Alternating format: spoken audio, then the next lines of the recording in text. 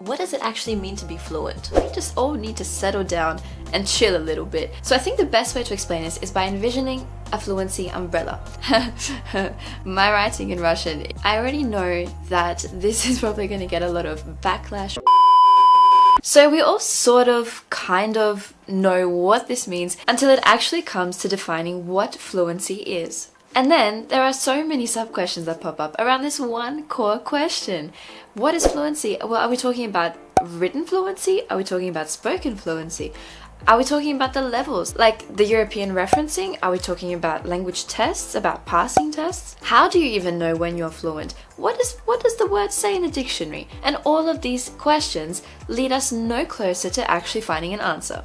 Now, I have had so many people ask me this question.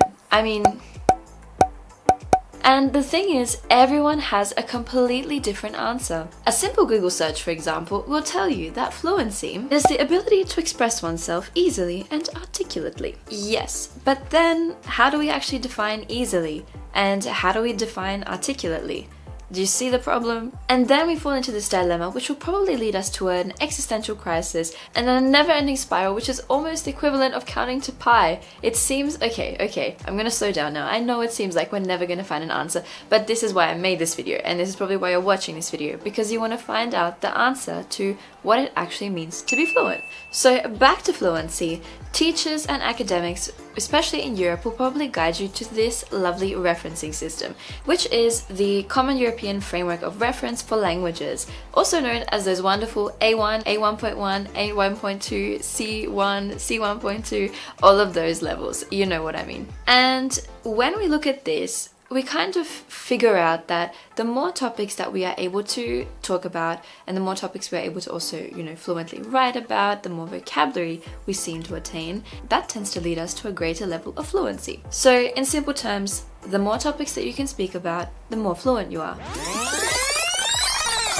So back to the dictionary definition. What happens if I can, for example, talk super eloquently and articulately about a certain topic because I've spoken about it, I've focused on it for such a long time, I repeated these sentences and phrases that are exactly relevant to that topic hundreds and hundreds of times. Does that make me fluent? What if I can talk about the items on a menu at my favorite restaurant because I've been there 100 times and I know how to order, I know how to have a chat with the waitresses because I've done it so repeatedly. But then I come to a situation where I have to fill out a legal document, or I'm at the bank and I'm talking to the bank teller and I don't even know the word for a contract or for my bank card. What does that mean? So let's take Spanish, for example.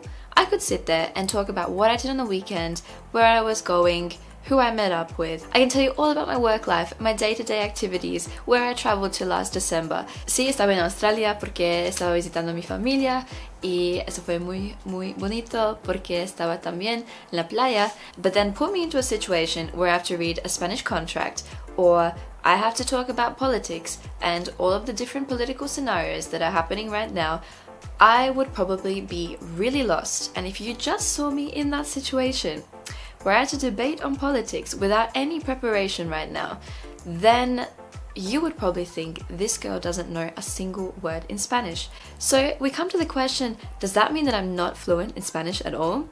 No, it doesn't. So generally speaking, the answer I'm going to give you, which is the one that I personally also stand for, and the majority of people that I've spoken to and found out about their definition of fluency, will tell you that fluency is classified as someone being able to speak comfortably about a variety of topics, and they've developed a certain level of comfort in 80 to 90% of the most common topics that you would deal with in your day-to-day life in a language. Now, if you ask me, I think that's a pretty good definition of fluency, and the CEFR therefore does give us a good indication of the type of topics that you should be covering in certain levels, and the more difficult topics, as you will see, are generally in the B2 C1 levels, where you're starting to talk about things like economics and political scenarios and debates and business, etc, etc. However, for some people this is not enough, because then we come to the question, well, is fluency then defined just by being able to speak about certain topics, the oral linguistic skills that you have,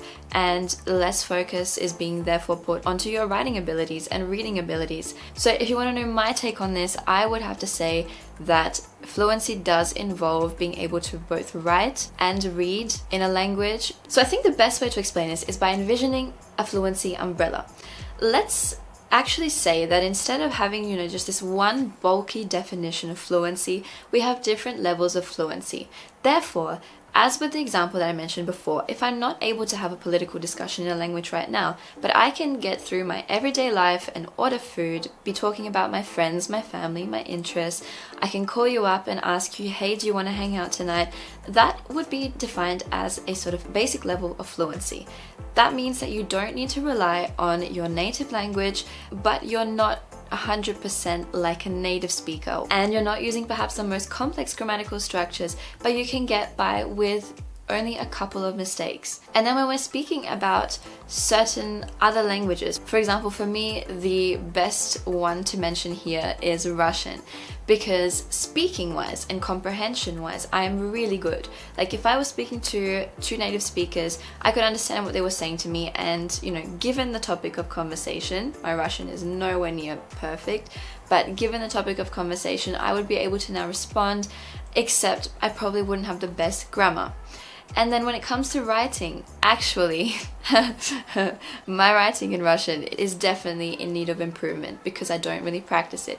Therefore, I can honestly tell you I am not fluent in Russian in the sense that I am not going to be able to sit there and write out, a letter or a diary entry or something in Russian without needing to look up certain words or even the spelling of certain things. But when it comes to speaking, I am way better there. So therefore I would say that my level comes under being, under this cap of basic fluency.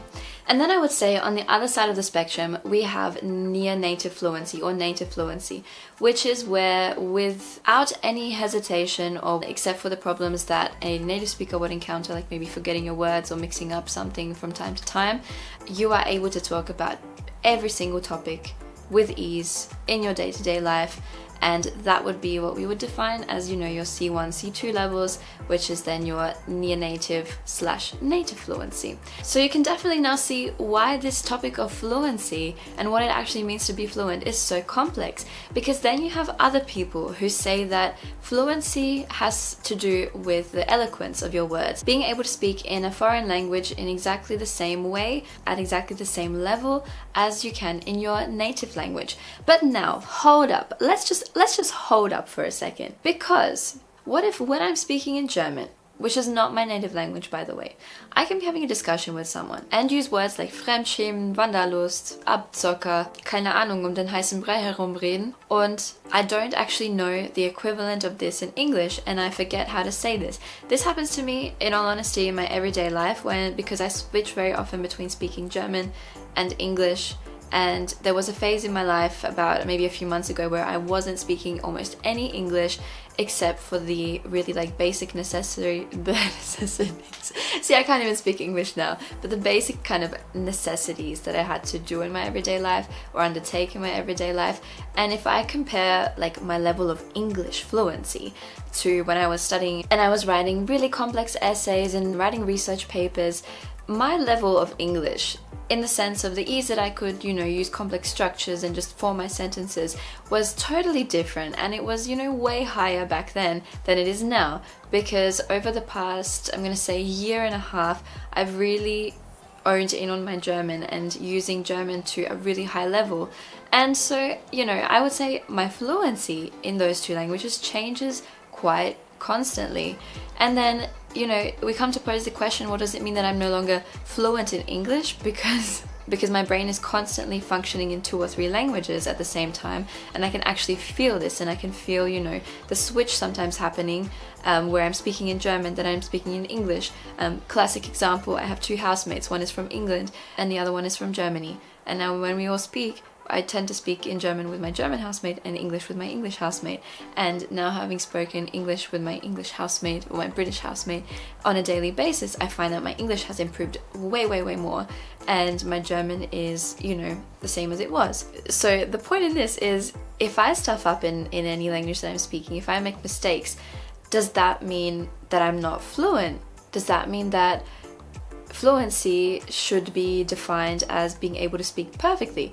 Because to be honest, if that were the case, then nobody in the world would be fluent. Like nobody. If you even, for example, if you go to Australia or America and you find someone who has grown up in that country, they have spoken English their entire life, they grew up speaking it, they've only ever, been consuming English content, are they not fluent because they cannot speak English at an academic level, perhaps? And there are many people who make so many grammatical mistakes. Classic example, using if I was instead of if I were, which has come to be, quite a well-known colloquialism.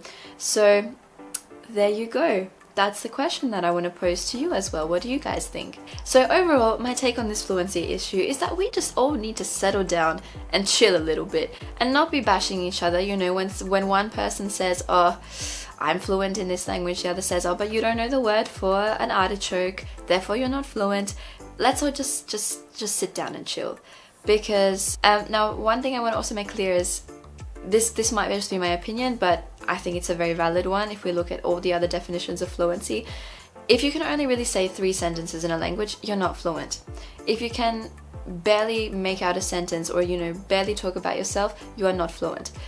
Fluency, if we even look at the word fluency, it comes from the Latin word fluentum, which means to flow. So I think we can all agree that fluency comes with a certain fluidity to it, and that we are able to fluidly speak about a vast range of topics, about 80 to 90%, of the topics that you would require for everyday life, with quite a lot of ease and fluidity. And so the boundaries of this idea and the definition of fluency are fluid themselves. And I think we should also define, are we talking about written fluency, spoken fluency, listening fluency, how well we can comprehend things, which kind of, I would say, comes under the speaking realm, because speaking we do in a conversation, and in a conversation you are doing both listening and speaking.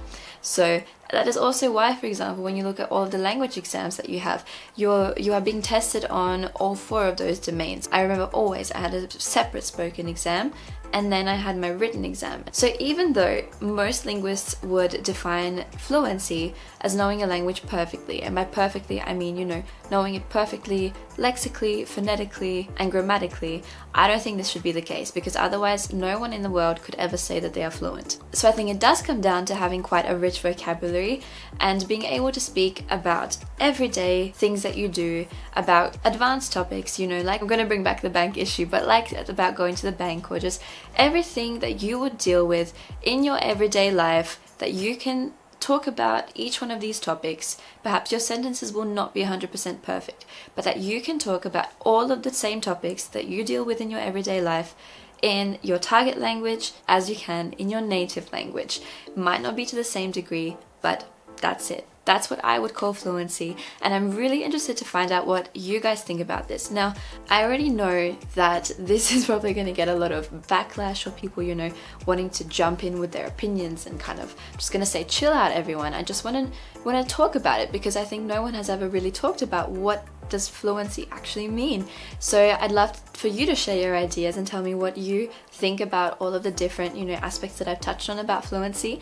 And otherwise, if you enjoyed this video, make sure to subscribe to my channel if you are not yet subscribed, so that you never miss out on anything from Le Busy Linguist. And otherwise, make sure to leave a thumbs up, and I can't wait to see you guys in my next video.